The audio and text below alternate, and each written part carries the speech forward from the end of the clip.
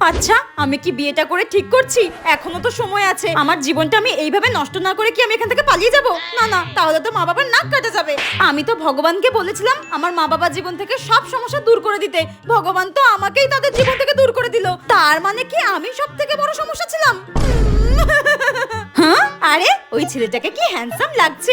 এতদিন এই ছেলেগুলো কোথায় ছিল? আর কিছুক্ষণ পরেই তো আমার বিয়ে হয়ে যাবে। আচ্ছা, এমন যদি সিনেমার মতো হতো, আমার এক্স বয়ফ্রেন্ড আমার সামনে এসে বলবে এই বিয়ে আমি কিছুতেই হতে দেব না, কিছুতেই হতে দেব না। কিন্তু আমার তো কোনো এক্সই নেই। দূর। আচ্ছা, বিয়ের আগে কি আমার বরকে ডেকে আমি বলে দেবো যে আমি খুব অলস, আমি একটাও কাজ করতে পারি না, কিচ্ছু করতে পারি না। শীতকালে তো আমি একদম স্নান না করেই কাটিয়ে দিতে পারি। না না, এসব বললে যদি আবার মাথা টাথা ঘুরে পড়ে যায় তখন তো আবার আমাকেই সামলাতে হবে। দূর, এসব করে লাভ নেই।